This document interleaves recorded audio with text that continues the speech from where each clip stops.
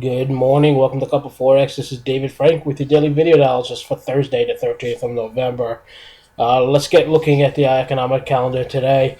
Again, this whole week has been a slow week for economic news. So markets are not trading on news. They're trading on pretty much low volatility and I guess you could say some happy feelings as data across, especially from the United States, has not been bad.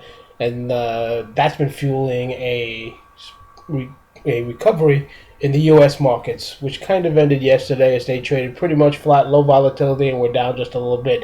Utilities in the United States got hit very hard overnight. Asian markets are mixed right now as they're eyeing data coming out of China, and that's what I want to talk about now. If you look at our economic calendar, they just released new loans a little while ago at 2 a.m. GMT. We expected it to print at 857.20 billion. It came out lower than expected at 650 billion. China has been having a mixed bag of data over the last few months. Sometimes we get great news, sometimes we get okay news, and sometimes they just miss the mark. And nothing has been steady coming out of China, and that's a little bit concerning. Are they slowing down? Absolutely. Is it an economic growth of 7.5, 7.6%, 7% actually great for most economies? Yes. If the United States were to see economic growth of 7%, they'd be jumping up and down for joy.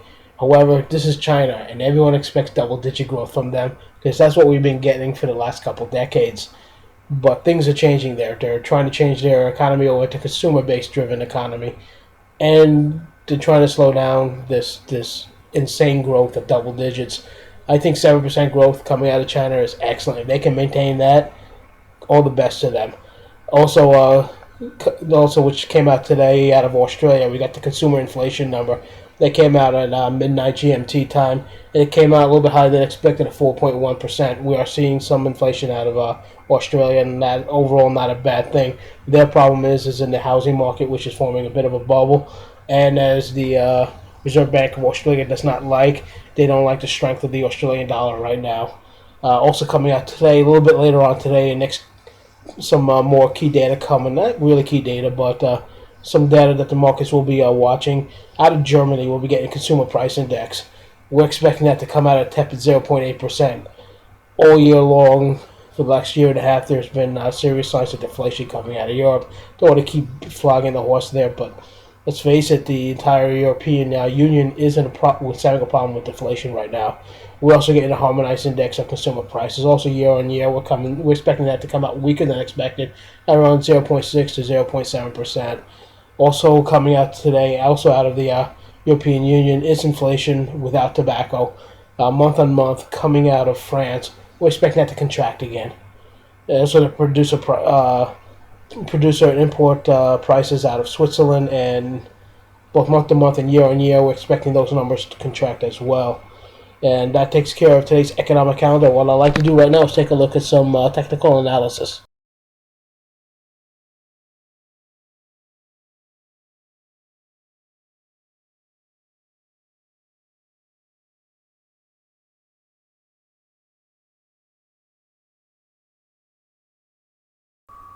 Getting started with our technical analysis for the morning, I want to get started and look at some of the forex pairs and commodities that have been pretty much in play all week. Not because they're making heavy movements up and down, but because they've been rather volatile. Off the bat, I want to take a look at the euro dollar. We are remaining extremely weak in the euro dollar and in a medium term bearish channel. We've been bearish ever since we failed at the 55-day moving average up near 1.36, 1.37. 1.37 is a key technical level, which is out of sight right now, and that, as you can see, is supported by the 55-day moving average. And ever since that failure, we have been rather bearish, plummeting through support levels like it's going out of style. We are now firmly below a key technical level 1.2850. 1.28436 is another minor level, but more importantly, we are below a key psychological level of 1.25, and we've been oscillating just below that.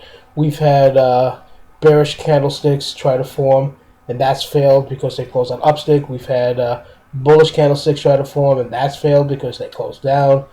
And basically, the euro dollar is going nowhere. They're waiting on, I think, traders especially, I think, are waiting on what Mario Draghi is going to do over the next month or so.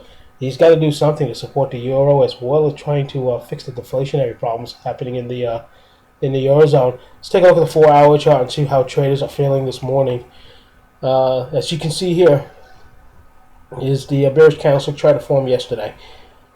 Here's the down, that's the bearish candlestick. I see engulfing candlestick going down. It failed, it closed up.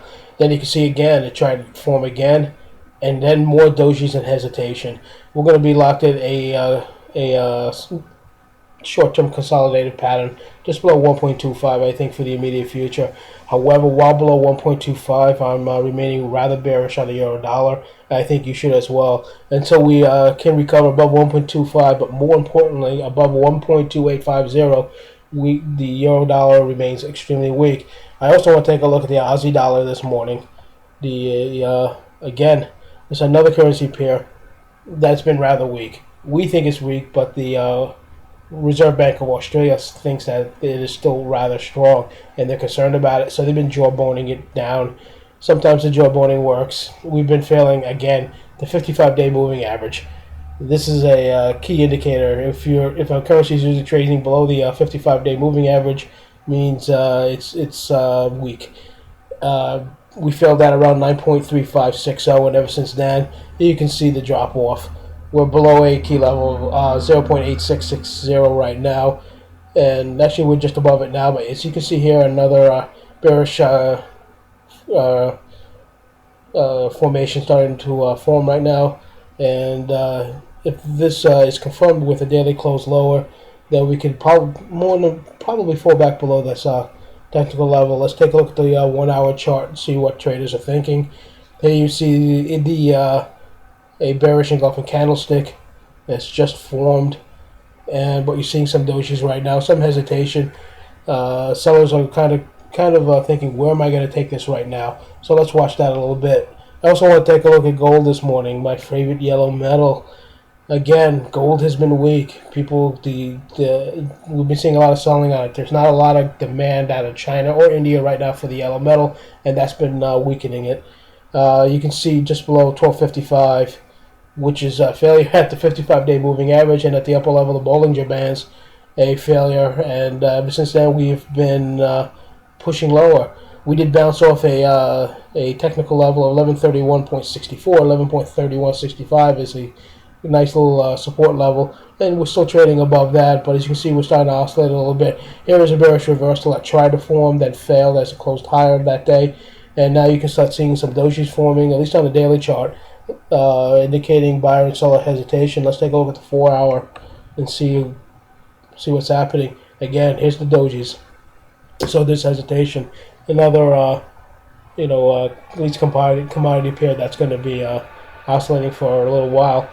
If you really want to see a mess, tomorrow we'll take a look at crude oil, which is continuing to fall, and we're pushing towards $70 per barrel on that. All right, I want to thank everyone for listening. Have a wonderful day trading, and we'll chat again tomorrow.